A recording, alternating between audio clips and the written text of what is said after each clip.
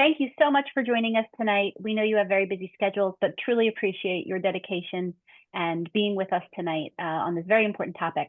Before we begin, I'd like to thank Sandy Katz for her wonderful brainstorm about this topic. It was a topic that we jumped right on top of the minute she said. And so without further ado, I'd like to turn it over to our guests, starting with Sergeant Mark Stead. Mark Stead has been with Lower Providence Township for the past 20 years, leading the Community Policing Traffic Safety Unit, focusing on public safety and youth engagement. A former school resource officer, he holds a bachelor's in criminal justice and is pursuing advanced studies. Advanced studies in criminology and leadership. Sergeant Stead has been honored multiple times for his dedication to the community service. Next, we have Nikki Urbanski with the Lower Providence Police Department. She's their social services liaison. And as the social services liaison, Nikki connects individuals and families with vital resources addressing mental health, addiction, homelessness, and more. With her master's in clinical psychology and extensive experience in counseling and community outreach, Nikki works to enhance lives through compassionate care and education. And lastly, we have Michelle McDyer from Mission Kids. She's the Director of Prevention, Education, and Outreach. Michelle has educated over 70,000 individuals on child abuse prevention. She develops impactful programs on topics such as human trafficking and trauma, and has received multiple awards for her work in creating safer communities for children and families. I just want to thank our three guests tonight. You are experts in the field, and we feel so lucky to have you as part of our community and with us tonight. So without further ado, Michelle, I'm going to turn it over to you. All right. Thank you so much for the warm introduction. We're happy to be here. Like Dr. Gravany said, my name is Michelle McDyer. I'm the Director of Prevention, Education, and Outreach at Mission Kids. We are Montgomery County's Child Advocacy Center. So whenever there are suspicions, disclosures of child abuse in Montgomery County, we provide direct services for child abuse victims and their families. Another big arm of what we do is educating the public. So we have a prevention education department. We are in all of Methacton's elementary schools, and we start as early as kindergarten talking about things like body safety, consent, healthy relationships. It's never too early to start talking to kids about stuff like this. We also provide a ton of in-service presentations and information for educators because we know that they are the safe adults that kids trust and that they can talk to. But another big arm of what we do is making sure that we're empowering caregivers. So we're really grateful to be here tonight. Thank you to Sandy and Dr. Gravany's for inviting us to this important presentation. And we're so lucky to have the partnership with Lower Providence Police Department so that we can provide this information. I'm glad that a lot of you introduced yourself in the chat. If you didn't already, please feel free to go ahead. Maybe let us know what age your kids are. We might have some parents, grandparents, aunts, uncles. This is an inclusive environment for any caregivers. And we can all learn from each other, like I said earlier. So if there's things that you're seeing, things that you've experienced, things that you have questions about, please feel free to type them in the chat box so that we can make sure that we're making the most out of our time together tonight. But we're going to start off, make sure that we're all on the same page with our workshop goals. First, we want to make sure that we're using shared and common language. We want to make sure that everybody understands those online safety risks and behaviors. So what are some of the common threats? What are some risks? We'll talk a little bit about grooming, sextortion, and what sharing personal information looks like. Next, we'll move into strategies for actually monitoring and guiding children online. We're not going to get too into the weeds with this tonight. Sometimes I know when we talk to caregivers, they ask us for like a complete list of all the apps that their kids should or shouldn't use, or what should you download, and what's going to be the best tool to monitor. We can share some of that information, but I really want to come from an empowerment standpoint tonight that you know what's best for your family. You know what your kid's best. So we're going to share some of the techniques that you can utilize, some recommendations about software or apps that might be helpful. But next, we really want to talk about having conversations with your kids. This should be an ongoing conversation. This isn't a topic that you're going to walk away tonight and take your kid's phone and never give it back, or delete all the apps on it and then the problem is solved. I really hope that we can kind of talk about age appropriate behaviors, what might be some things that you're thinking differently about, creating healthy boundaries, and kind of a plan for your own family based on what we talk about today. So kind of ending on discussing that online safety with your child. And if this is something that you've experienced before, or if issues come up in the future, we're going to leave off with some practical tools, some immediate steps that you can take to ensure your child's safety so that you really walk away with that. And these slides will be shared. This is being recorded. So you can reference this at any time. And we do have a lot of really good resources and handouts that we'll share as well, again, so that this can be kind of an ongoing conversation. First, I want to start out with kids and teens seeking connection online. There's a lot of good things that come from kids spending time online. It's not like we're saying to just disconnect the Wi-Fi in your house and take away their devices and they'll all be better for it. Some kids, yes, that might be the solution if there are risky or problematic behaviors that are happening. But we do know that kids spend time online for a lot of different reasons. And we've seen these reasons change over the years. A big thing that has changed in the last couple of years was obviously this shift to online learning, social isolation, and things that happened as a result of the pandemic.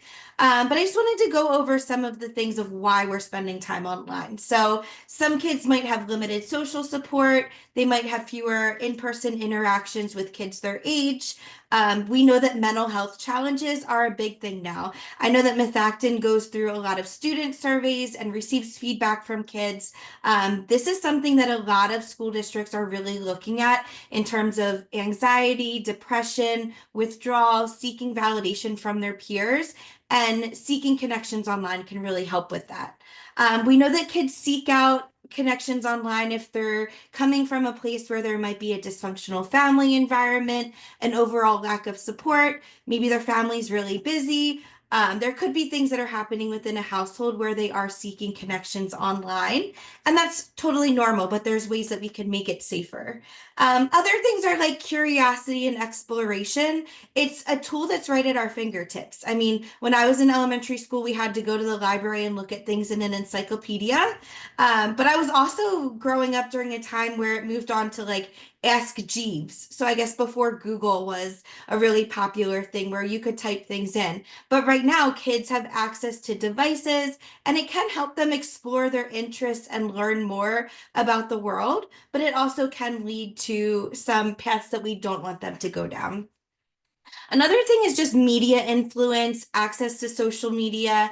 There's trends that are happening. That's how they're connecting with their friends. They might be seeking like different identities or different things out from social media or online overall. So these are things where it's common, it's normal, but we do need to make sure that we are creating safer environments. And tonight we're not going to focus solely on children with special needs or vulnerable groups, but I did just want to mention that we know that youth with special needs are more likely to be victimized in scenarios like this. And that could be due to social isolation. They might have more difficulty forming friendships. They might be excluded from other activities. They are at a higher risk of experiencing bullying, grooming, scams. They desire that sense of belonging and they look to connect with peers. And there are some really good opportunities on the internet to do so, but it also can lead to some challenges. Communication is a huge part. We know that that makes this population especially vulnerable. So they might have difficulty expressing any concerns with things that they've seen online or even interpreting messages or things of how they're interacting with people online. So we know that these are challenges out here. Just want to make sure that we're establishing that. So we do need to be mindful and monitor and talk to them about safe internet use. One of the questions we got in was, what are some recommendations for age-appropriate technology use? And I'm adding this again just so we know there are times when the internet, social media, screen time can be beneficial to kids. Ages 2 to 5, I know as early as newborns. Maybe we don't want them front facing on a screen, or just putting them in front of Miss Rachel to keep them entertained. But as they develop over time, sometimes it does become necessary, or they are exposed to it. But ages 2 to 5 is where you really want to start to limit screen time to 1 hour per day, and look for high quality educational content. I think more of what this group, based on the ages that we said, is more of that 6 to 12 age, where we really can encourage healthy use of technology. You can focus on educational apps and games. A way to talk to kids, especially kids under age 9, is really talking about how the internet can be a good place to learn things, but it should be done with parents or with safe adults, where it's a kind of partnership that you can do.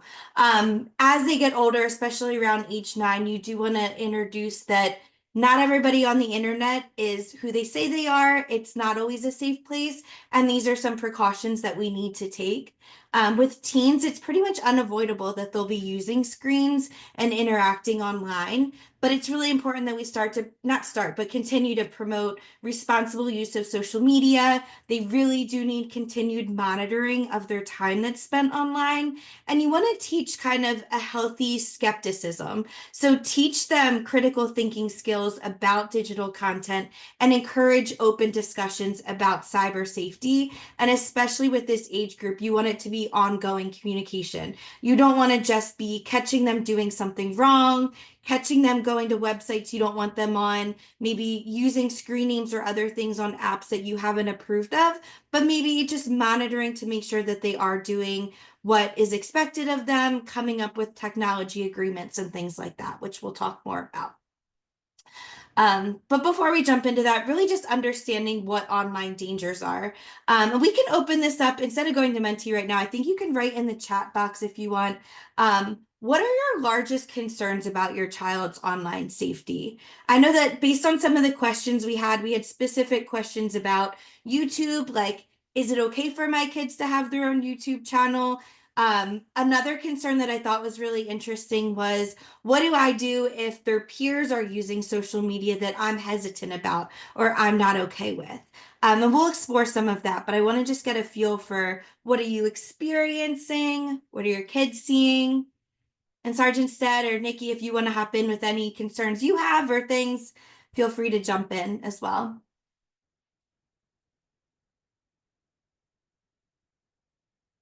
Some said, what resource? Okay, about parenting app, monitoring apps with it. So cyberbullying, yeah, and this is something that we see a lot with kids now, is bullying before technology use.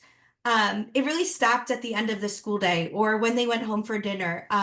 They weren't in their rooms with devices on their phones where things could go all night. There were limits to this. So what we're seeing is kids interacting with each other in some negative ways. And how do we talk to them about cyberbullying? How do we encourage them to be upstanders or intervene if they see someone making someone feel unsafe? And what do unsafe interactions look like online? Absolutely.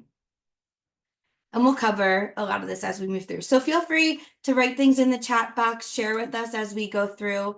The first thing we have on here is unsafe online interactions. Cyberbullying could be sending, posting, or sharing any kind of negative, harmful, false, or mean content about someone else. And again, that has extended beyond the school day, across outside of recess or outside of after school activities. It's something that kids really, it's unavoidable for them. Other things that could happen online is accessing inappropriate content. Somebody else said age appropriate content or clickbait that directs them to different sites. Absolutely, that's something that's very prevalent and pops up. That could be access to pornography, violent media, profanity, gambling. Even now we're seeing more sites or trends or things that encourage harmful behavior.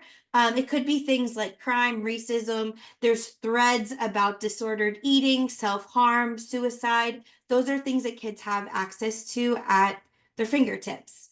Sexting is another thing. So any kind of like sending images or messages that are sexual in nature. Sometimes these are consensual, and we will talk a little bit more about that, but it could be middle school or high school kids that are in a dating relationship, and they're maybe sending explicit photos to each other to prove that they love each other, thinking, I love this person. It's only between the two of us. I'm proving that I love them by sending this, but we really don't know who's that photo could wind up with. They could share it with the whole lacrosse team, or someone can access their phone and gain access to those photos. And sometimes that also leads to sextortion. So this is a kind of like threatening or blackmail to expose that sexual content, or even to gain additional content. It could be saying that I already have these pictures of you. I'm going to share it with the whole school if you don't send me more of this, or I'm going to send this to your teachers or your parents. And to a kid, remembering that their brains aren't fully developed, they don't always understand big consequences like that. To them, it might feel really like the end of the world, like they're going to lose their scholarship, they're going to lose their place on the lacrosse team, that they're going to get in a lot of trouble for sending these pictures in the first place. And they might be scared to ask for help or be scared to talk about what has happened, and it can really lead down a bad path. Michelle, if I can interject real Yeah, quick. sure. One thing that is kind of on the forefront that is really concerning is AI. We're seeing, AI is becoming a huge problem where, now it's not even sending the pictures of yourself to someone else. They're generating pictures of, your child without clothing on to other people. It's getting worse. This AI is where you feel like you're talking to a person, and it's getting our kids to do things that we would never, ordinarily want them to do. But again, they think they're talking to a real person, and then this AI generated software is getting them to do some pretty scary stuff. Yeah. And even like with deep fakes or posting a seemingly harmless picture of you wearing your soccer uniform, if they can change that to look like something else, it's really hard to say that wasn't me, that I didn't do this, but someone created something on AI. So that's something else to consider about where we're posting photos of our kids' smiling faces. A seemingly innocuous picture could really turn into something else, which is scary. And same thing too with like viruses, malware, that could be cyber attacks. How many, scam text messages do we get a day that says like, oh, sorry, wrong number, and then they're trying to elicit something from you or get something downloaded on your phone or your computer. And to kids, that could seem like if they do one wrong move that they're going to get in trouble for something like that. So they might be scared of like disappointment or getting in trouble for maybe doing one thing that led to other things. So kids do share personal information. Adults are guilty of this as well. But it can lead to other things like what kids might not understand is, do you really want strangers to have information about these personal details?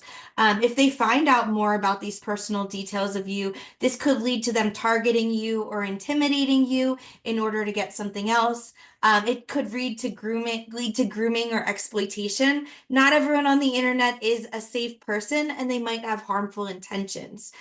We also see kids with experiencing fraudulent use of their personal data. If they're giving away personal information, it could lead to things like identity theft, opening accounts with their information, things like that. There's a lot of scams and fraud going on. Of course, obviously, geolocation sharing. They can target information that could lead to like stalking or real world encounters, which is kind of hard to explain to kids that might be something that could happen just by starting to share information or connecting with someone online. And then a big one there is that reputation damage. So maybe sharing that personal, embarrassing, inappropriate content online could lead to shame, stigma, disappointment, getting in trouble, and those negative consequences. This is something that we share a lot, especially at the start of the school year. A lot of the information that we unknowingly share, like we're super proud of our kids. We're happy that they're starting a new school year. We want to share this with their grandparents, their aunts, their uncles, our friends, but we're unknowingly sharing a lot of information about our kids. So if you look here, it gives the child's full name, a picture of her. Maybe this is her favorite color. We know she wears glasses. We know that this is her first day of first grade. We know what her school name is, who her teacher is, how old she is, even here things that she loves. And this depends on the age of the child of what we're sharing. But here we know that she loves playing Roblox. We know that she likes to take selfies with her friends, that she likes to ride her scooter. Here we see she likes dancing and TikTok. Those are all huge things where if someone sees this online, they can build a connection with this child. Like, oh, she's really into online gaming. We know that she's willing to take selfies. She likes to do that with her friends. I might see her outside riding her scooter. I might see her on TikTok. Maybe she's on her mom's account dancing and showing off things with her friends. And then maybe what she wants to be when she's older is a doctor or things like that. So unknowingly, we're so proud of our kids and we're sharing things like that, but we're giving away all of this information. I always cringe a little bit at the start of the school year when I start to see people posting this, because it's kind of disappointing that people online can take things and do bad things with it. But some other identifying details that kids give. So here's a kid playing baseball. I know the background's a little bit blurred, but maybe here you could see what school he goes to. You can tell by his uniform. You could see what position he plays. Kids give away information like their full name sometimes. They give away clues but based on their username, school details. They might put in their bio like, I'm the soccer captain at Methacton High School. This one made me laugh, like I'm a downtown Philly kid or I live in the suburbs. Not knowing that you're really giving away information to people online. Personal preferences or habits, like their daily routine. I stream every Friday at 7 p.m. That lets us know like when they're home or get more predictable schedules for them. Places that they frequent, like local parks or malls. Vacation plans. This is like a picture of a kid on vacation. He might have a geolocation here that lets you know where he went on vacation. And maybe he does that every January with his family. So this might also let you know when they're not home, but also let you know where they are and what they like. Other social connections could be referencing things like it's just me and my mom, or I'm the brother of this person. Tagging people helps can make this crazy interconnected web. A lot of what we see with perpetrators is friending people so that they look like a familiar person. So maybe someone friends all your friends on Instagram, and then it looks like a person that would otherwise be known to you. And then you don't seem like a really scary person that's just trying to slide into their DMs or something. Other things is like sharing public links that can expose them, strangers joining chats. If there's like a group chat of kids and then they bring in an external person, we can't always control what they're sharing or who they're talking to and things like that. Other things is like putting their personal information online. A lot of times in like gaming bios, social media apps could be cross-platform sharing or moving off the apps to talk. Sometimes it's even like they're messaging on Roblox and then they say, oh, can you give me your number so that we can text or so we can FaceTime? And that would be a red flag of trying to move off an app for messaging. Other things, these are always interesting to me when they share pictures or videos that even adults do this. Like maybe an adult shared about a new house that they bought, but there could be a street sign, there could be a number on the house, there could be other identifying information that people can track down some more information. Like we talked about too, is like team uniforms. You might see school IDs. A lot of kids wear lanyards with things like that, and they're proud of the school that they go to or the friend group that they have, but it gives information to other people. Even real-time posting, like if they're at an event, if they're at prom and they're sharing that, now someone knows exactly where you're at. And providing those real-time updates is a little bit scary. And then emotional and psychological clues. We see a lot of kids, again, looking for these connections online, and they might be expressing vulnerability. Like, I'm feeling lonely. I had a really bad day. My mom doesn't understand me. I'm bored and I need friends. That can invite unwanted attention or let someone know that this child is vulnerable.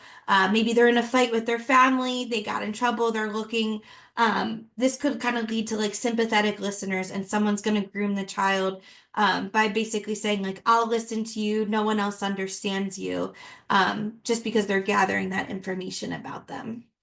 So kind of like basics, a child should never share things like their full name, their address, their school that they go to, obviously phone number, passwords, birthdays, any kind of photos with identifying information, which you have to think about what is really in your background and what you're sharing. But be cautious in sharing things that they like or dislike, activities that they're a part of. Vacation photos, even after returning from vacation, it can still give a lot of information.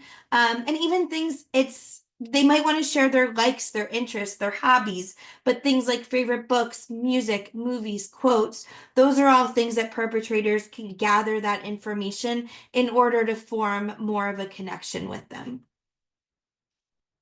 A little bit about online grooming. This is where an individual builds trust with the child through digital platforms. And their goal here could be to manipulate, exploit, or prepare them for sexual abuse or exploitation. And there's different tactics that groomers use. Hopefully this concept isn't too new to everyone, but it's a little bit different online. But they're looking to build those emotional connections, like you seem really special to me, like sending those friendly messages, sending compliments to them in order to gain their trust, isolating the child, which could saying like your parents wouldn't understand. They don't want you to have friends online. Let's just keep this between us, encouraging like secret conversations or moving to other apps to keep it private. Oftentimes they test boundaries by maybe introducing like a slightly inappropriate joke. They're trying to gauge the child's reaction. Gradually asking for personal details or photos could say like, I really want to see what you look like today. Can you send me a selfie of your face? And the child thinks like, oh, it's just my face. And then it could escalate to something more. Exploiting those vulnerabilities. Like, I know you're lonely. I'm the only person that's here for you. No one else gets you like I do. It can lead to coercion, like we talked about before, like threatening to send those photos if a child doesn't comply. Like, if you don't do what I say, I'm going to post this. I'm going to send it to your coach. I'm going to send it to your parents or your teacher, and they're going to be really mad at you. And then sometimes offering like gifts or incentives. In-game currency is huge if kids are on gaming platforms. They can do that to kind of build a dependence, or offering like access to different games or rewards for compliance is another big one. I'm not going to go through all of these in details, but if this is something that you're a little bit cautious of, or that you might have seen with your child, or you want to be aware of, is just looking out for some red flags. Especially like there shouldn't be a reason that an adult in their life would be initiating conversation with that child privately. Like a coach, a teacher shouldn't be private messaging a child on social media. Same thing where other people shouldn't be trying to access your child through gaming apps under a guise of like building a connection or offering support. Like if they're initiating one-on-one chats rather than group conversations, or messages that are personalized, that are kind of playing on the child's interests or making them feel special or important. Yeah, that's nice, and you want them to have connections with other adults. But this could be a red flag that something is off. Maybe flooding them with excessive compliments, talking about their appearance, talents that they have, giving them gifts like we talked about, like gaming credits, things like that. People start to request. Go ahead. Okay, I was just gonna say what I typically recommend, and I've had friends come to me and ask me questions, is that for especially for messaging where there's not the one-on-one, that it really should be in a group. So I always have like if my son is going to be in contact with somebody, even for me as a caregiver, I make sure that that person is in a message with me as well, so that we're all on the same page and there's nothing hidden. And that teaches your child a healthy boundary too. Like, why would this person be messaging me without my mom? Right. And maybe that's when it kind of gives them a clue, like, oh, maybe I should tell my mom about this. Like, why did my coach send me this? Did you see this? So that it kind of sparks a little bit of a red flag for them as well. Sometimes like requests for things can be disguised as innocent, like take a photo of your pet, and then can escalate to more invasive requests. Again, we said they try to gauge the child's like what might be considered inappropriate, or introducing games or challenges that seem innocent, like a simple truth or dare could escalate. Manipulative tactics can happen where saying I'm the only one that understands you, isolating them from other people, depending on them emotionally to talk about their test that was really hard, or maybe bullying that they're experiencing at school, or trouble they're having with sports or activities. Guilt tripping them. Kids really don't want to let people down or disappoint them.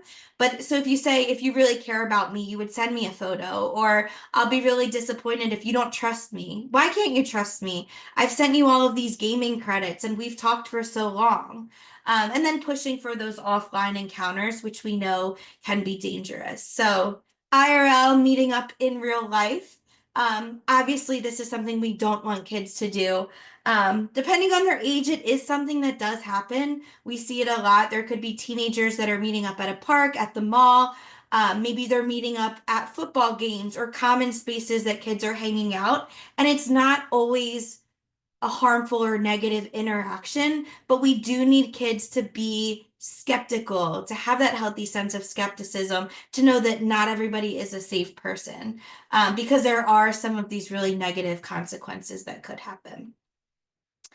Who is vulnerable? So we know that children that are part of the LGBTQIA plus community are often seeking acceptance or connection online.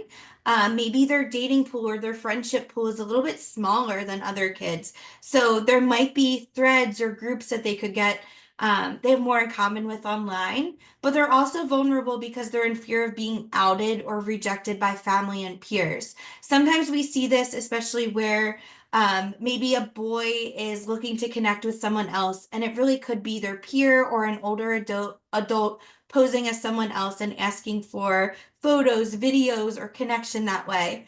And people might pretend to offer support or understanding, but then they can further exploit them by saying, well, I already have these photos of you, or I already know that this is who you really are, and I'm going to share that with everybody. And these kids are so nervous or so fearful of being rejected or being outed that they really are especially vulnerable. Other things could be kids who are simply struggling to make friends or feeling disconnected from their peer groups. They're obviously seeking that validation or companionship online. Girls are statistically more likely to be targeted, but boys are also less likely to come forward and tell us about it. So it's kind of a double-edged sword there that we need to be familiar with. Kids with special needs or disabilities that we talked about, and then kids that are experiencing family dysfunction or abuse, they might be seeking attention, care, or escape from an abusive environment, and they want to feel heard and valued.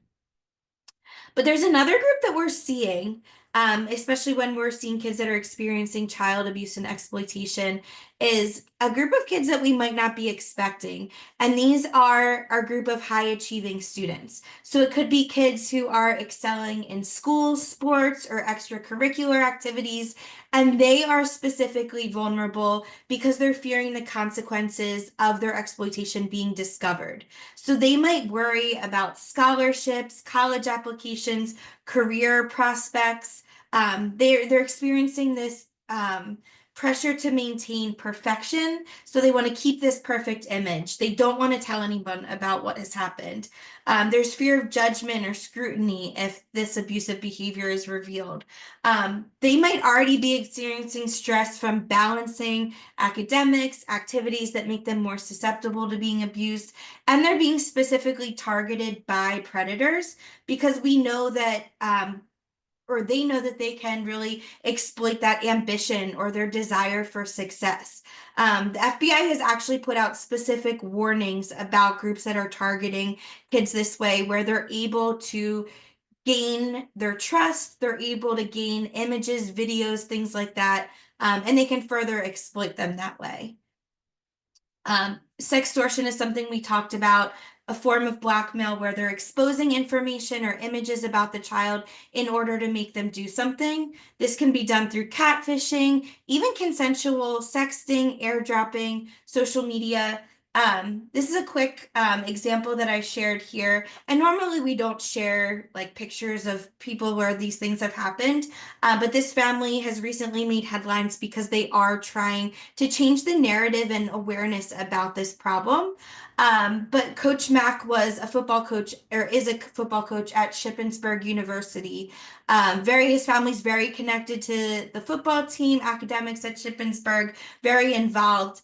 And their oldest son here recently died by suicide because he was experiencing sextortion by people that he met online. And it had gotten so bad that he didn't tell his caregivers out of fear of the consequences of what could happen and ended up taking his own life. So we see things like this a lot of the time. And sometimes it's just written off as a kid that was, you know, having a really hard time in school, or maybe had recently been cut from a soccer team or something like that. But really, when you do a deeper dive, we can see who they're interacting with online, what negative consequences they've experienced, and who they've been communicating with. So it's something to really be aware of. Michelle, one Go ahead. thing with that, would you be able to talk through the rapid timeline with what happened there, just a few hours and everything escalated? About how it was like in a 4-hour time span, things really kind of escalated and went, you know, ended tragically. Yeah, so, and this is really, this can happen with a lot of sextortion cases that we see, where if someone's meeting a child in person and they're grooming them, it can be over a long period of time. But when we see things online, it does escalate really quickly, where they're actually giving kids time frames like, I'm going to give you 30 minutes to send this picture. If you don't do that, I'm going to send it to your whole Snapchat distribution list. If you don't do this within 60 minutes, I'm going to send it to your teachers, your coach, things like that, where kids, they really can't differentiate like what is reality, what is online. Maybe dad's at a football game, mom's at work. I'm unable to tell them about this big thing that's happening right now. And then maybe in 90 minutes, if you don't do this, I'm going to post this to all of your accounts. So I don't know specifically like what the timeframes were in this case, but it really is like escalating quickly over time so that kids aren't able to make rational decisions or talk to a safe adult about what has happened. Leslie, did you have something to add? Yeah, no, I agree that that's why in these cases you have to talk about this with your children proactively, because the chances of them coming to talk to you as it's happening, because they're putting that time pressure on you so quickly, is unlikely. So letting them know about that these things happen, and that you know, proactively talked about what you can do. I almost say like as a fire drill, like you always say with your kids, what would you do if there was a fire? In these cases, it's kind of the same thing. I want them to know what they should do before it happens, in preparation ahead of time, because in our field, we normally have children that we know are high risk with child sexual abuse. I would say sextortion is one of those exceptions where it really is like, you know, you're like, you know, super popular, you know, students who are doing well and really social and have a, you know, great family, like, you know, this child we would normally say is not high risk for child sexual abuse, right? Isn't really showing the normal vulnerabilities. Anyone is literally a possible victim. With it being said, we do know there are some vulnerabilities. I would say with sextortion, those are out the window. It really is any kid, anytime, with any type of background, especially when they have really good relationships with their teachers, their coaches, their parents, because they will do anything they can to protect them. And they don't want their parents or coaches or teachers to think anything differently or poorly about them. And that's why these people exploit these kind of kiddos. Michelle, if I can jump in real Yeah, go quick, ahead. just to kind of give you some data as to what we're seeing nationally, we'll say, and I'll speak later with real life examples. But in 2021, there was only a few hundred sextortion cases reported nationally. As of August of 23, there's 812 reports per week, with 556 being financial sextortion. So we went from 2021 to seeing a few hundred to 2023, we're seeing 800 and some a week. And what's concerning is imagine how many that aren't being reported. Yeah, it's something that I think the more we talk to kids about and talk to their caregivers about, that we're seeing more reports come in. But if we don't know how to even give them the language about what has happened or who they can talk to about it, it's harder to even get an idea of what they're experiencing. Nikki, I wanted to turn over to you to talk kind of a little bit more from your experience. How does this impact youth? Absolutely. And I jotted down a few things. So we all know that it's going to impact a child's mental health and their academic performance. But things I think it's important to look for in your child is any emotional and behavioral changes, right? So if they all of a sudden seem withdrawn, or if they're starting to lose interest in their activities, if you're seeing like drastic mood swings, specifically, especially after using technology, any sort of low self-esteem, like a drop in self-esteem, you're noticing that they're maybe saying negative things about themselves more often, avoidance in school activities and social events. So not wanting to participate with peers, like maybe they once were really active and then all of a sudden they like dropped off and they really don't want to interact with their peers. You also want to look out for changes in technology use. So that can go either way, right? So that can either be like I'm on my device all the time, or I'm not on my device at all. Like I'm almost fearful when the device goes off. And again, that can kind of go either way. You also want to look out for any of that secretive behavior. So when your child starts to like close their phone quickly, right? Like things that you're just trying to look for. If you notice any sort of physical symptoms, right? Like, so sleep disturbances would be one. Like maybe some somatic symptoms like belly aches or headaches. You really want to look for those things. It manifests different for everyone, so this is definitely case by case, but that those are possibilities. If teachers are reaching out saying, hey, we're noticing something different at school, maybe their academic performance is declining, or they're not able to concentrate. Maybe they're not completing projects like they once were. Some social ones would be like changes in friendship. So they're focused more on whatever the online activity is than worrying about the friendships. Maybe the friends are fighting about whatever it might be. But if you notice that there's a shift in who your child is hanging out with, and then again, reluctance to discuss whatever those online activities are. So just being vigilant, and doing your best to protect your kids and being aware of those potential impacts. Yeah, that's super helpful. And I think you know your kids best, but you notice changes in behavior. That's the thing. Changes in behavior are sometimes hard based on their age range, what they're experiencing. Puberty is hard, things like that. But if you notice changes in their behavior, it's worth a conversation and even just trying to engage them in conversation to see like what's going on. Like, is there anything you want to talk about? Is there anything that's bothering you? Can really lead to some good growth in your relationship together. Sergeant said, did you want to share any like real life examples or things that you've seen? Sure. Just a few things to touch on, especially with the sextortion, because that's something that we're seeing more and more, and it's affecting our community actually. But just to kind of go back to that, you had talked about the speed, and I think it was Dr. Gravenes who said about the speed of how these things happen. And I can share a case of Riley Bassford, who was 15, accepted a friend request on social media. He thought it was a girl.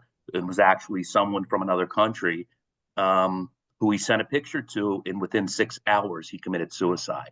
So that's how quickly this stuff happens, and that's how scary it is. And I'm not saying this to alarm you, but I'm saying that we have to be on top of it. You have to know what our kids are doing, because within 6 hours, this family, they lost their child. And I think what was really important and something that I took away was what his mother said about the suicide. And I'll read right from her statement is, This came down to really a split second of madness in a young brain that couldn't process the finality of the decision that he was making. Think about that. Here's a young brain.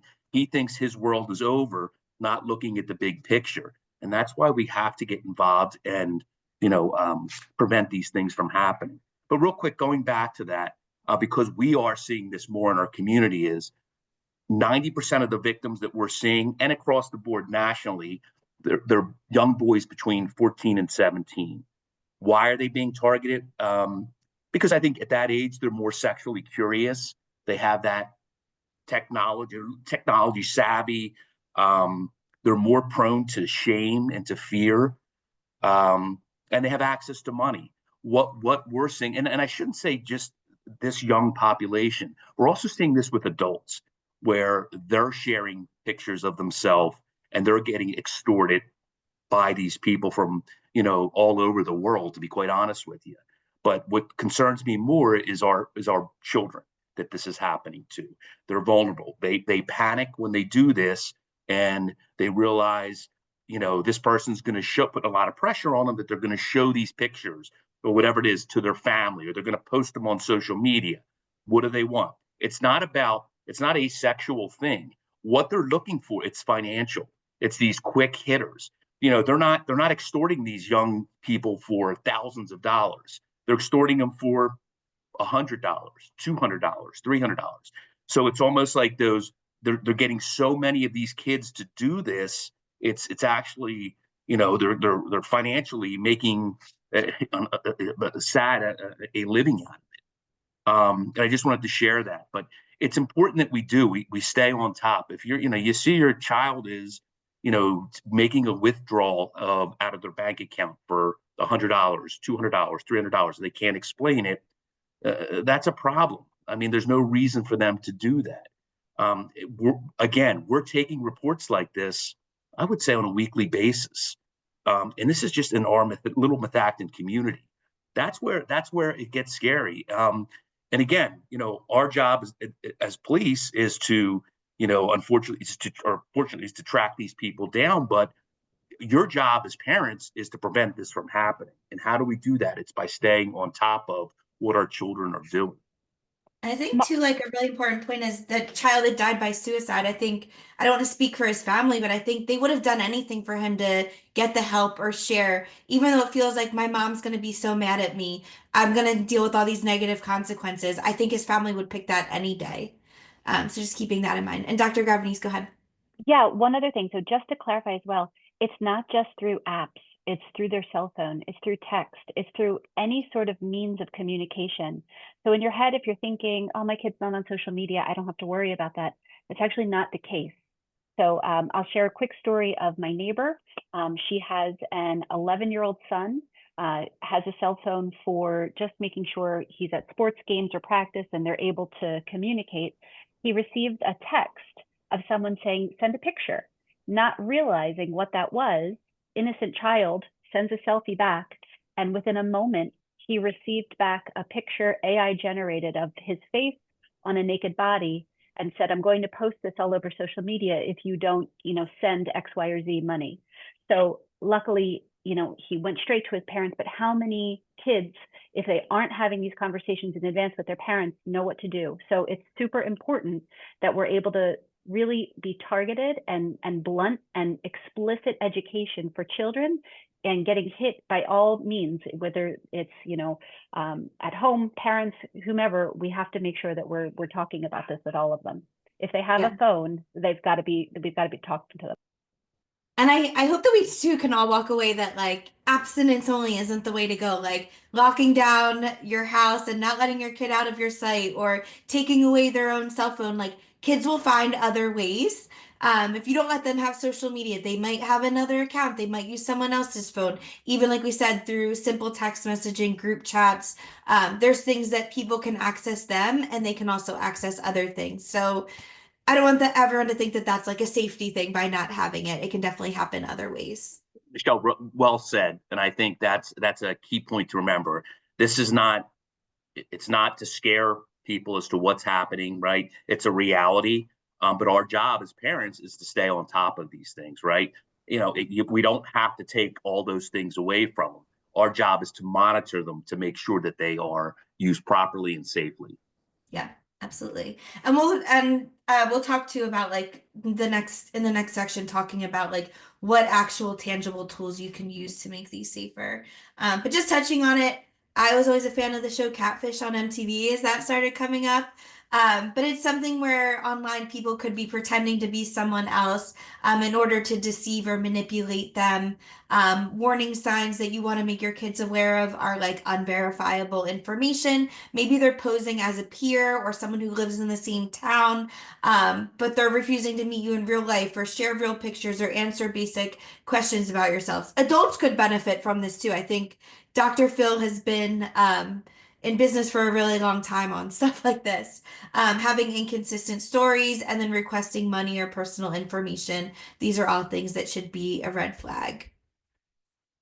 I do have an activity that we're going to switch over to. So if you feel comfortable, you can use your cell phone to scan this QR code.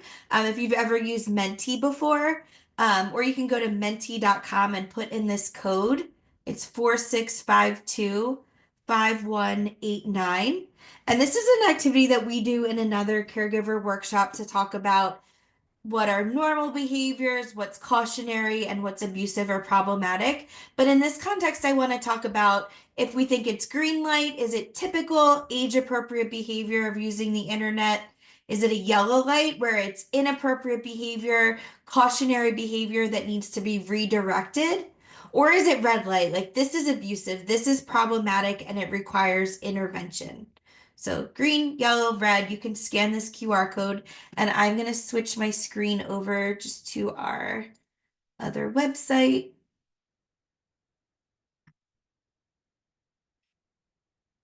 And I have a couple scenarios that we're going to walk through. And you can click on what you think if it's green, yellow, or red. Can everybody see that okay? All right, so the first one is your 11-year-old creates an account online with parent help. They use a screen name instead of their real name and they decline to share any details. What do we think? And if this isn't working for you, you can also type green, yellow, or red in the chat box. All right, so 5 people said green. Absolutely. So they're having a parent help them with this. They're using a screen name that's not giving their full name, and they're not sharing any personal details. Let's see. Next. A 10-year-old searches for terms that they heard from friends and they inadvertently view adult content. Then it leads to them repeatedly accessing this to try to understand the content. So is this green light? Yellow light would be like cautionary that needs some redirection, or red light would be abusive and needs intervention. Like, should we call the cops? This one could be, yeah, kind of in the middle, but I'm going to go with yellow light. So it's normal for kids to be curious. They might be searching terms like naked boobs online, but it might lead them to a place where they're viewing adult content. And then for some kids, they might repeatedly access that to try to understand. So this would be cautionary. This would need redirection. We would want to talk to them about why this is inappropriate and make sure that we're having conversations about appropriate online use. All right, how about this one? A 12-year-old meets someone on a game. They give excessive compliments via Messenger, and then the person asks for their phone number to FaceTime. So they're trying to move off the app. They're getting their phone number, and they want to meet via video chat. Yeah, this one's kind of in the middle. I would go with red for this one. So they're meeting a stranger online. The person might start having some grooming behaviors where they're giving them excessive compliments and trying to move off the app, get their personal phone number, which you can find out a lot of information from someone's phone, and then they're asking to FaceTime. So that would be red. That would be problematic, abusive behavior that needs intervention. All right. This is a good one. A 15-year-old enjoys social media. They avoid sharing personal or revealing photos. Instead, they post about soccer and school achievements. Yes, I was hoping we'd get yellow on this. So this is cautionary. It's great that they enjoy social media. It's great that they're avoiding sharing personal or revealing photos, but something to be cautious about is what they're posting about soccer, what they're posting about their school achievements. Again, reminding them about personal information that they're sharing that could lead to someone finding out more information about them, grooming them, building a connection with them, things like that. All right, how about this? A 14-year-old begins texting with someone from Roblox that they believe is their age. The conversation shifts to requests for selfies.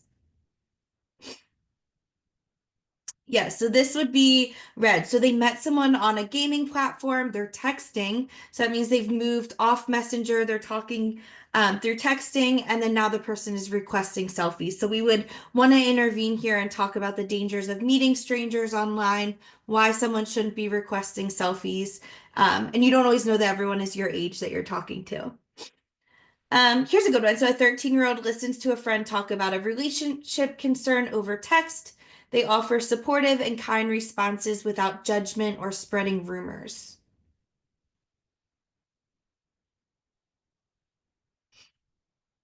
Yeah, so this is green. There are good things that kids can do on their phones using screen time. This is someone listening without judgment. They're not spreading rumors. It's building connection between them. So it's a good thing.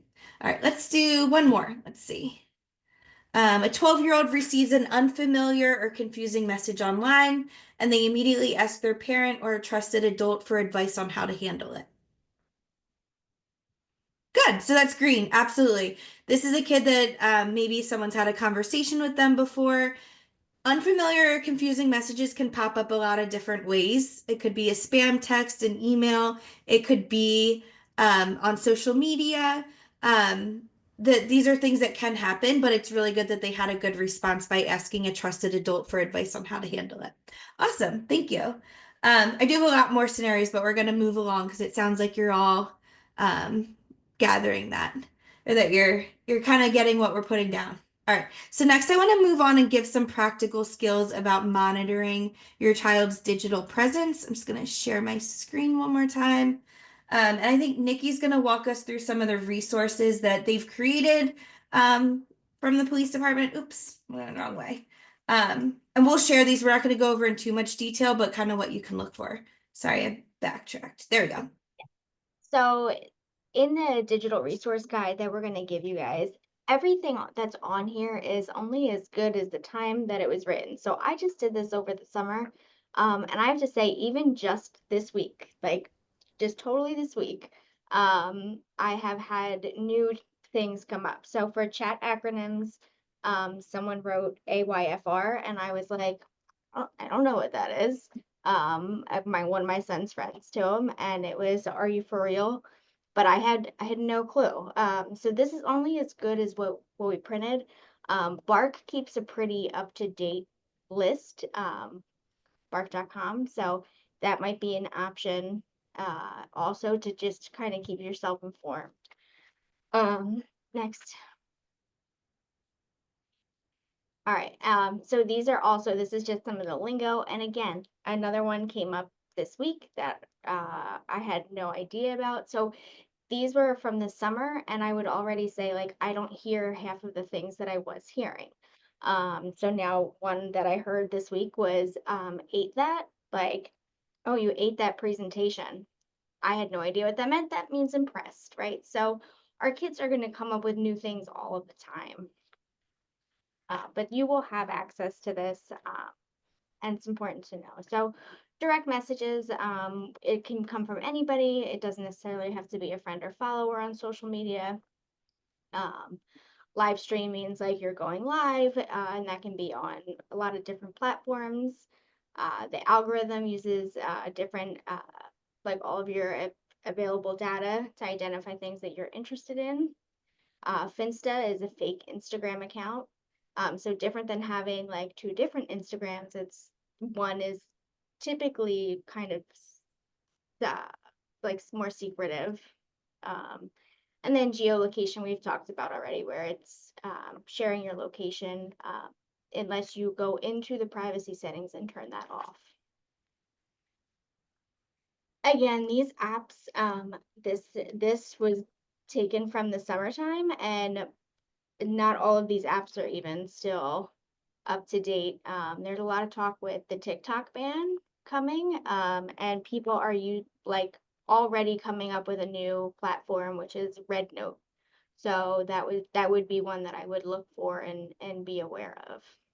Something that's interesting too about the TikTok ban and like other apps that are popping up is there's not as much information about them. So people are just clicking like allow access, agreeing to their terms, and we don't even know the full scope of what's going to happen. So be aware of that with your kids. Like even in the next couple days, what's popping up. Some of it is like literally in Chinese and we don't know what we're agreeing to. So you have to be aware of what's popping up.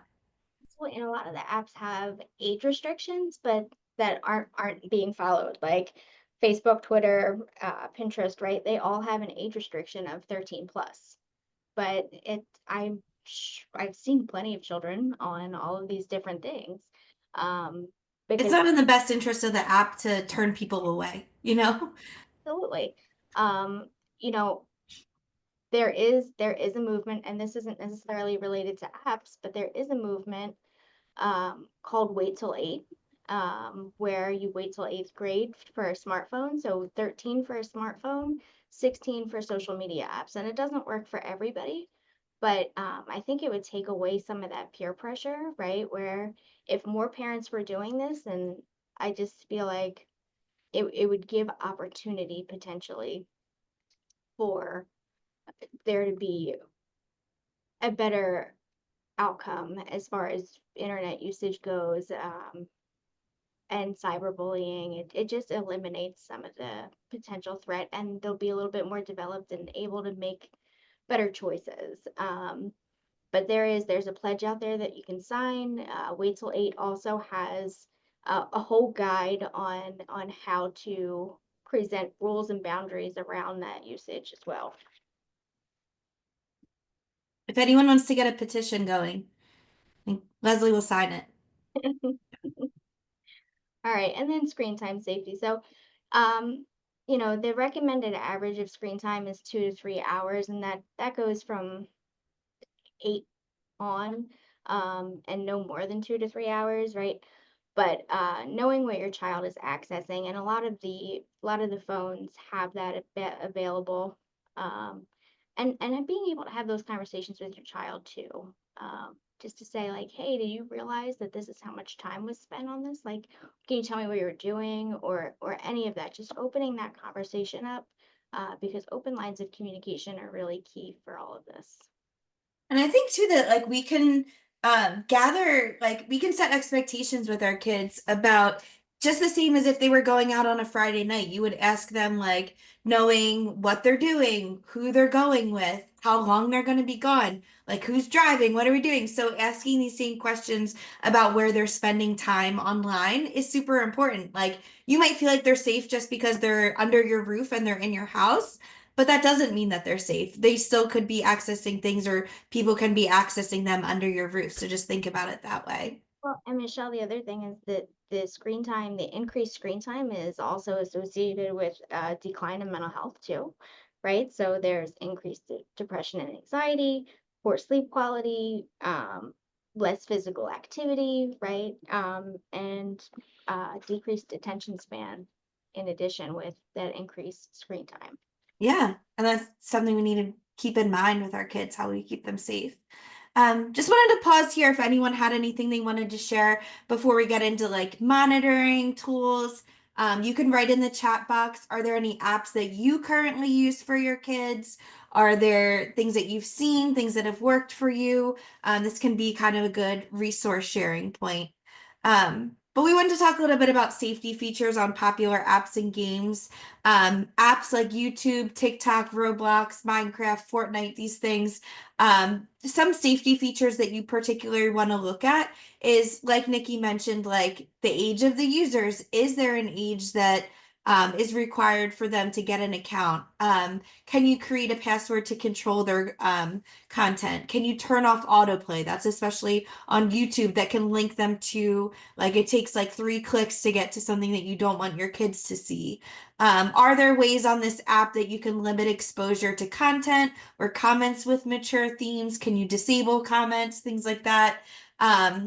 Controlling screen time is huge. Sometimes there's particular apps where you can actually have it shut off after a certain time. Spend limits, privacy settings are things you want to look at. As a parent or caregiver, can you get detailed email reports based on like account changes, usage, things like that? These are things that you want to look for. And I see in the chat box people's recommendations. These are some of the recommendations that we have. And this was a question that came in. So Bark is a good one, Net Nanny, Family Link by Google. You have to figure out what apps are good for you and your family. But a lot of these apps offer features like screen time monitoring, content filtering, app blocking. And someone had a question too about local resources that can assist with installing it.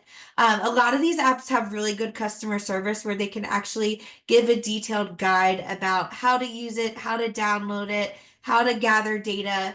But then you could also look for things like community centers, libraries, even sometimes like the school has tech departments that can help with this, that can provide assistance in installation and setup.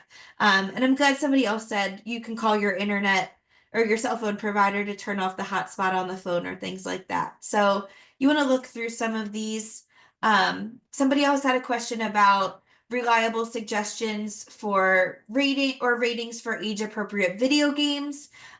These are some websites that provide detailed reviews or suggestions for age appropriate games. Again, like, we don't need to reinvent the wheel. It's helpful for you to do your research, but also learn from other people, like what's worked well for them.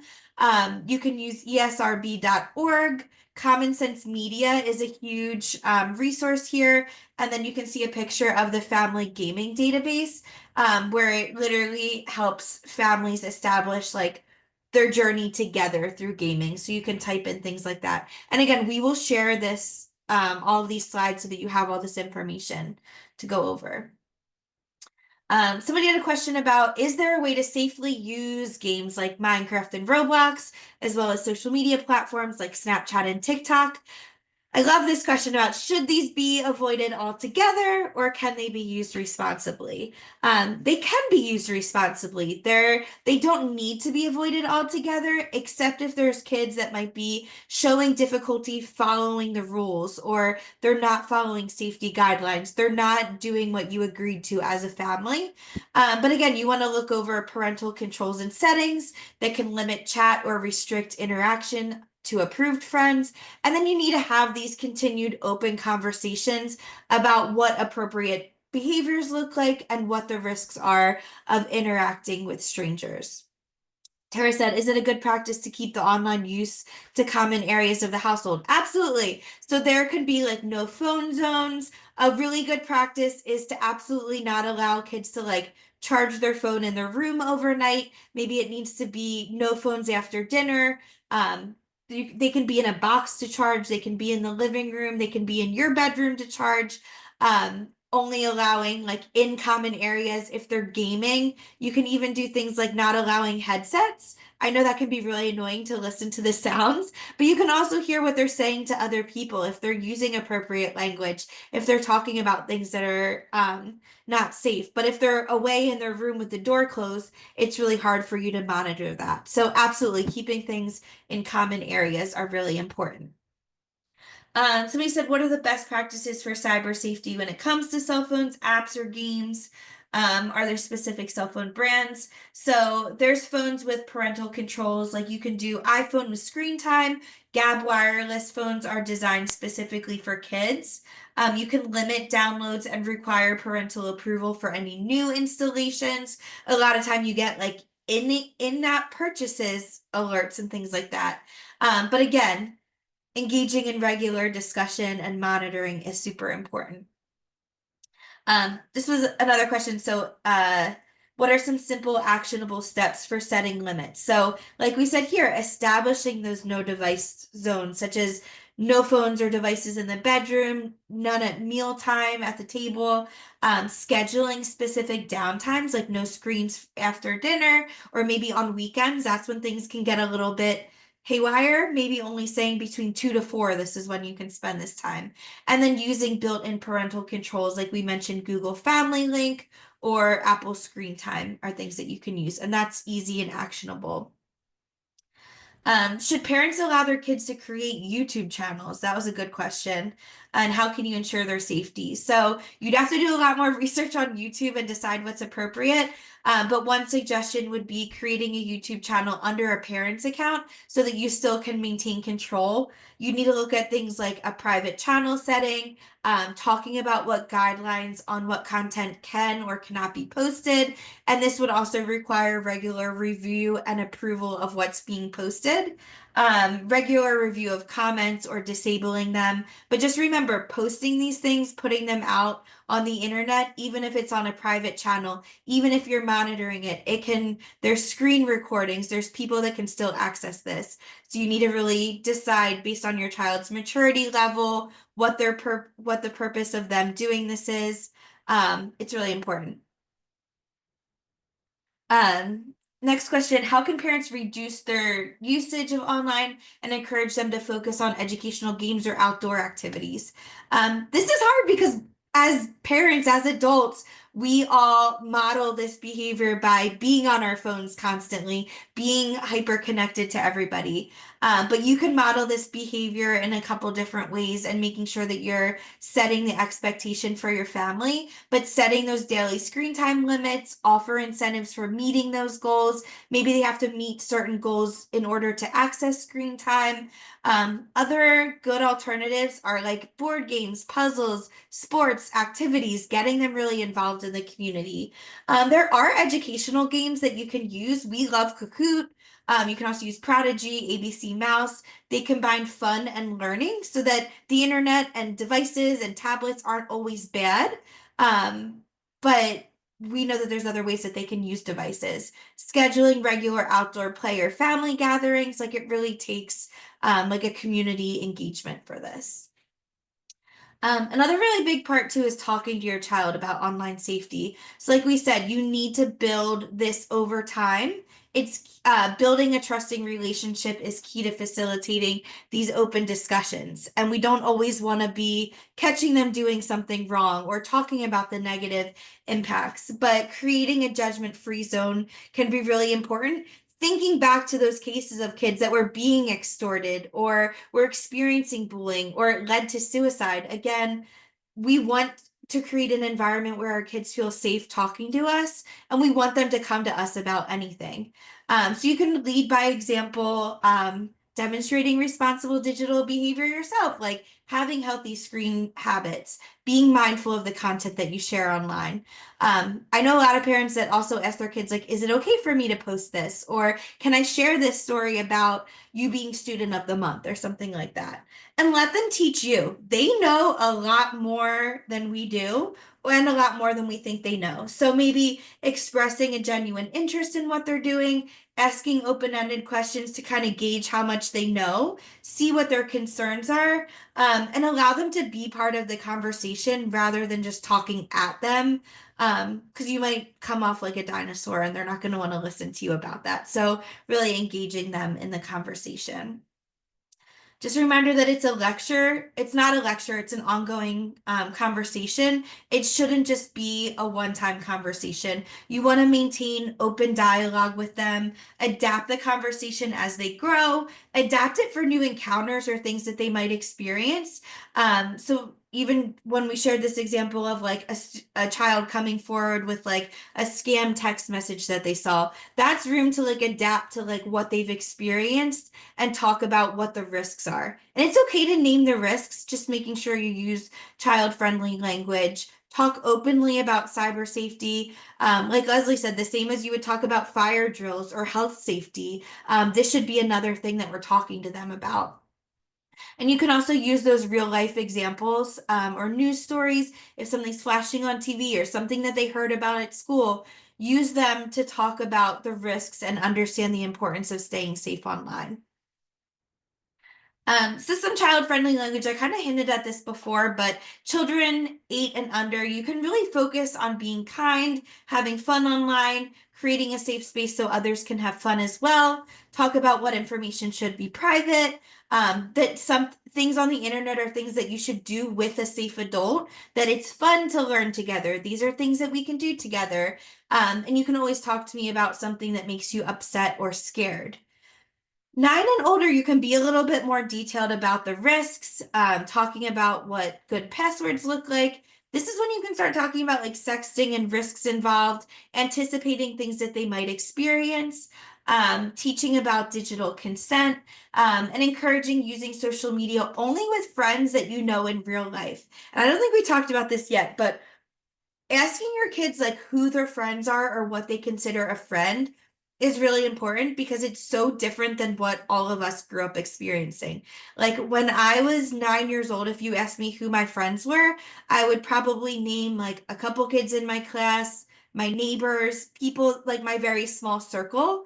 If you ask kids nowadays who your friends are, it's like they have this whole access to people that influencers that they follow, friends that they've made on Snapchat, people that follow them on social media. Maybe not as a little young, but their world is so much bigger and their point of reference is so much bigger that we need to talk about like friends are people that you know in real life, someone that you go to school with, someone that lives in the neighborhood. These are people that you might text with or chat with.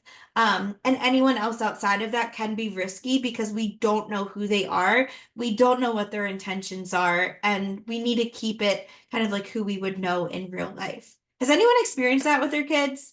It's kind of mind-boggling how big their circles are. I'm not going to go in detail about each of these, but we'll share this with you. But giving some language around being careful what you share online. I hate the term stranger danger, but just for context about like letting them know that not everyone online is who they say they are. You don't want to meet up in person with someone from the internet. Thinking about what they're posting. Once you post something, it's really hard to take it back. Even if you delete it, there's a digital trail. You can talk about their digital footprint. One thing is like, would I want my family or my teachers to see this? Like, we don't know who this is going to end up in the hands of, but would I be unsure about this? Would I be embarrassed? Would I feel shame? Those are really important. Talking about keeping accounts private. And then, of course, if they're ever unsure, asking an adult. If something feels weird or uncomfortable, I'm not going to judge you. You're not going to get in trouble. If you don't understand something, we can work through it together. And I'm someone that you can come to. Maybe even asking them, like, who would you talk to about this if you felt unsafe? Is this something that you can talk about with me? Is it something you would want to talk about with dad or with grandmom? Or maybe the school, like your teacher or the principal, like who are your safe adults that you can talk to about things that make you feel unsafe or unsure, that you have questions about this kind of stuff. I think I'm now going to turn it over to Sergeant Sid just for call to action, like what can we do? What are some next steps? So I meant to preface this earlier, and I don't want you to think that I'm an expert in this. It's, I am a father of 4 boys and, someone with 25 years of law enforcement experience. So I'm in the same boat as you. I mean, every day I learn something new. I try to stay on top of what's happening with my boys. So don't think you're out there alone and you're on this island. We're all in this together. So anyway, so to the call to action. So connect. We have to set ground rules, right? We have to, we have to know what our kids are doing. We may have to have them, and we call it blackout periods. Like they don't need to be connected all the time. There's times where they can unplug. And I think that's important. And I think somebody said it in the chat, our kids are on there so much, it's actually affecting their, the ability to, to think or to, to communicate or whatever the case may be. It's okay to check out every once in a while. I think it's healthy for all of us. Before we buy these electronics, whether it's a phone, it's a laptop, whatever it is, understand what your device capabilities are. Understand what it's capable of doing.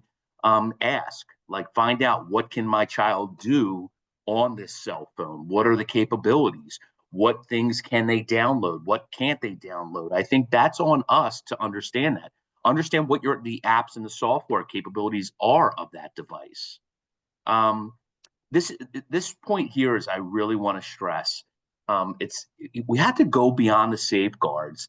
It's not about like, what can this app do to protect my child, or what can this app do to protect my child? It's about spending time and that attention and just having conversations with our kids, right? We are the apps. We are the tools that should be protecting our children. We should be on top of these things. We should be monitoring the software, that's on these phones, or what's happening. We're the tools, and that's how I look at it. It is our job to do these things. When another thing that's important is, if something is occurring, make sure you report it, whether it's to law enforcement if it's a crime, or it needs to be documented, or if it's the cell phone provider that you use. If something's happening, let them know, make them aware, as well as the website. If something's happening on a certain social media platform or a website, make sure that you are letting them know this is occurring, because if we do nothing, it's going to continue to occur, maybe not to our child, but to other children. If you want to click on the next slide for me. Okay. So learn. So the other call to action thing is to learn. We need to know what platforms that our kids are using, the site, the games, the apps. It's okay to ask, how do they use them? Like, okay, yeah, I see you have Instagram, or I see you have this. How do you use it? What's the purpose of it? Like, you should be curious as to what they're doing. You shouldn't just say, oh, he's got Instagram, or she's got, whatever the case may be. You should be understanding of what they are doing and what they're capable of. That's our job. Be proactive. Make sure that you're sharing with them, things that are going to protect them. Say, hey, I know that you're on here, but make sure that you're aware of, that there's people that may try to get your information, or may try to get you to do something that you shouldn't do. Make sure that they're aware of that. Spot those red flags. If your child is online constantly, or on that electronic device constantly, that's a problem. If you take it away and they're getting upset, if you take it away for dinner, for a half-hour meal at the table, and they can't be without their phone, that's a problem. It really is. If they're taking those steps and they're concealing what they're doing, if they've got nothing to hide, I don't know about you, but if my life is an open book, I have nothing to hide. When you're hiding something, there's a reason why you're doing it. You don't want that other person to be, or somebody else to be aware of it. If your children are not being upfront with you and sharing, this is on my phone and this is why it's on my phone, or this is on my computer and this is why it's on my computer, that's a problem. The other thing is, if they're receiving gifts from somebody that you don't know, if they have a new Apple Watch, or new clothing, or new shoes, or something that that they can't afford, and somehow they got it and they can't explain it, that's a red flag, and that's something that we should be aware of. Okay, can you progress one more for me? All right, and then the next is to engage. Talk about it, and make sure you're asking them questions about what they're doing online. That's our job as parents. We need to know, like, most of us, when our kids walk in the door, we say, how was school today, right? Or what'd you do in school today? Why aren't we asking them, what did you do online today? I saw you were on your phone for the last 2 hours. What were you doing on there? It's okay to do it. We're not being, we're not interrogating them. We're just asking them questions. And I think if they're not able to express what they're doing, again, red flag should go up. That's a problem. They should be able to say, hey, I was talking to Johnny, or I was on Instagram, or I was on TikTok, or whatever the case may be, and this is what I was looking at, or this is what I was doing. We should be able to do that. We should be having those regular conversations every day about safety. Get involved.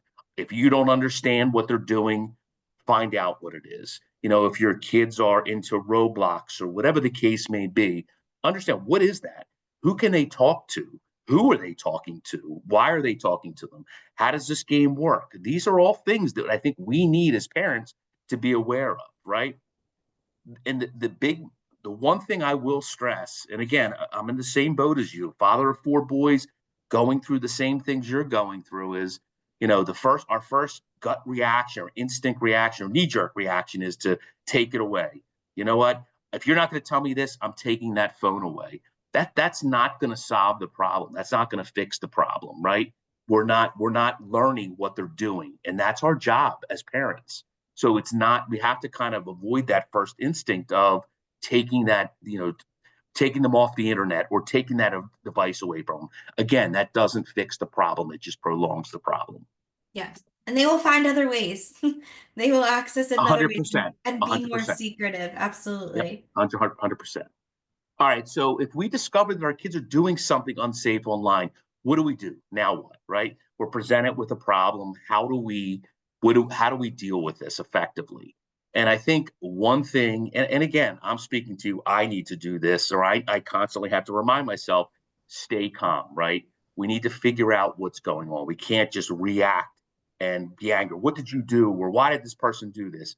We have to reassure them that, hey, look, you're not in trouble. I'm here to protect you. I'm here to support you. You need to explain to me what happened, right? We have to listen, and sometimes it's hard without judgment, especially in those cases where our children are, let's say sending a picture of themselves to somebody else that of their body parts.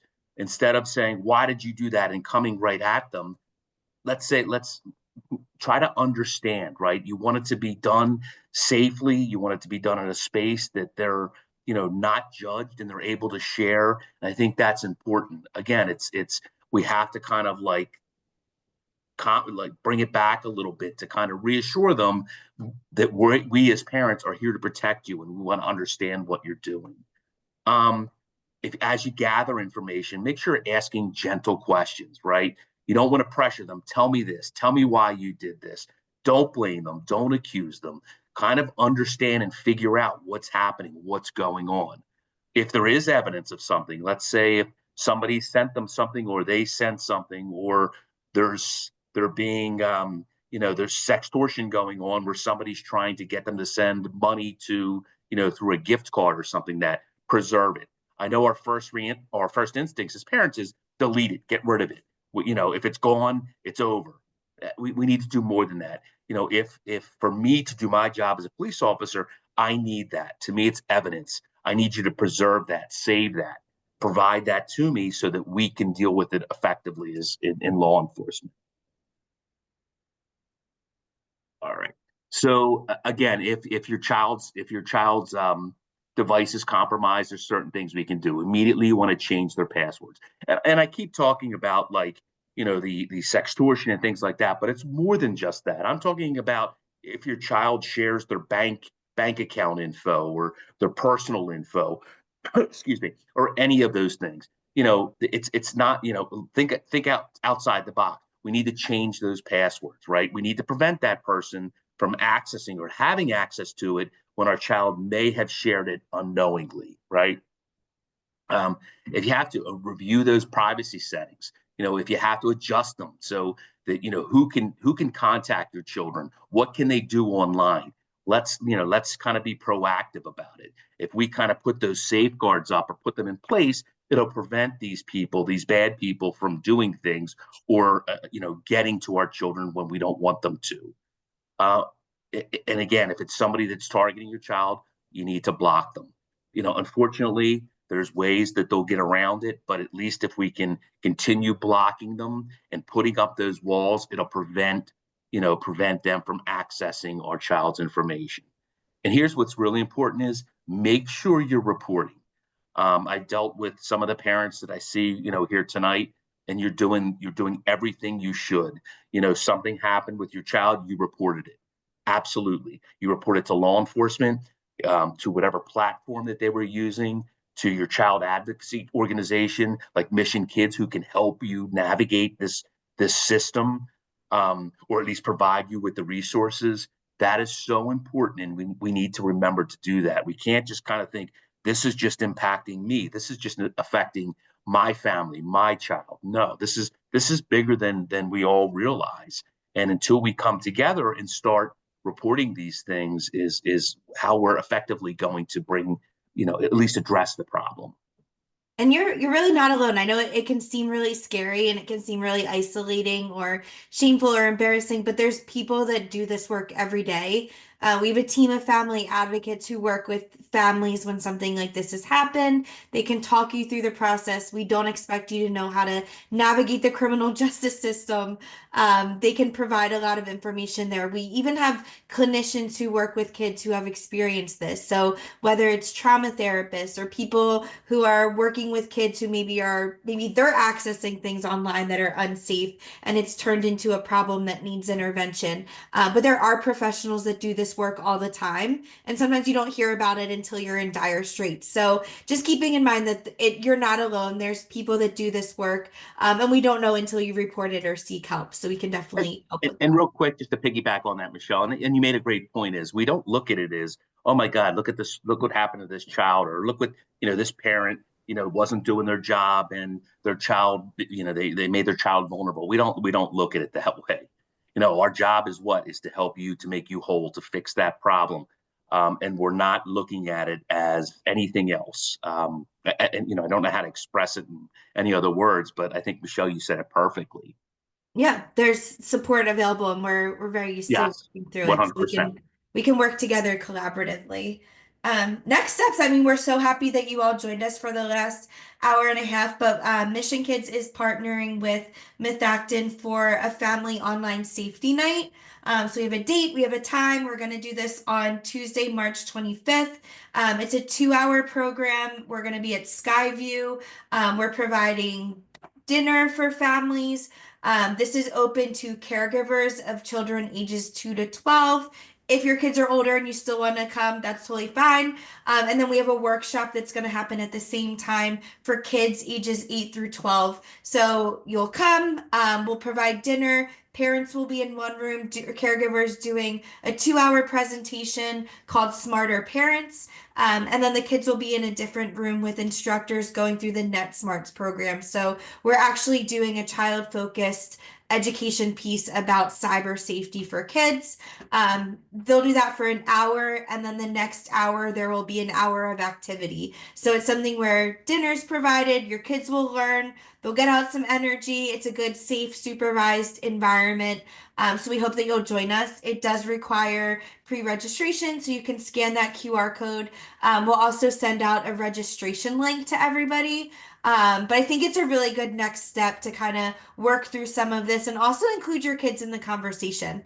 We'd love to talk more about it to them. And this will be, I think Dr. Gavanese is working on getting this distributed throughout the school district. So hopefully you'll see it come through soon.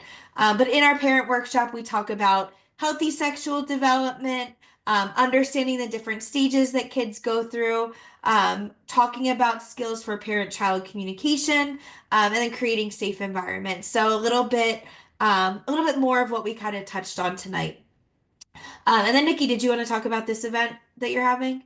Our officers love opportunities to engage with the community. And so we partnered with Chick-fil-A and West Norton Police Department, and we're going to do Chick-fil-A's first ever Cops and Cows event on February 1st. Sorry, it's getting late, guys. At 11:30.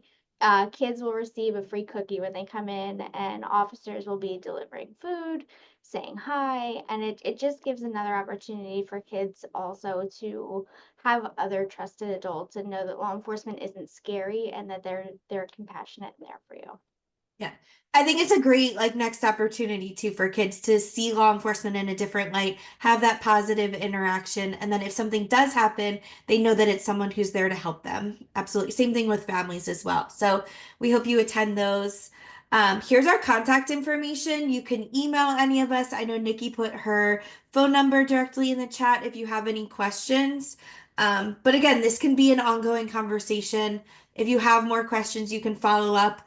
We will send out a bunch of resources that you can review, and hopefully this is just kind of the beginning. And I also hope that you feel some sense of affirmation that what you're doing is important, what you're doing. Hope you feel validated in the monitoring that you're doing of your kids, and even joining tonight is a fantastic first step. It's a snowy Thursday evening. I'm so appreciative that you all were able to join us. Sandy or Dr. Gavanese, was there anything else that you wanted to add? No, I just wanted to say thank you to you and Mark and Nikki, because this was fantastic. I feel We are just kind of scratching the surface with this, but I'm just so appreciative of everyone who joined us tonight. And Sandy, thank you so much to the SEA for hosting this event for us. We are so appreciative. Oh, sure. Thank you all. That's all I wanted to say. This was chock full of information, and I wish we would have had all 60, but I'm excited that it's recorded and that we can get the information out. And the follow-up event that you're doing at Skyview, that sounds awesome. So thank you. Yeah, we're excited. And I saw you have an evaluation link in there too. So if you have any feedback, please let us know. Thank Just you, real- everyone. Just real quick, we are here for you. If you need us, please do not hesitate to contact us. We are more than willing to help you in any way we can. One thing about the follow-up event, we do have to cap it. So if you are interested, please sign up. We want you guys to have access first to it. We're going to start advertising it probably next week.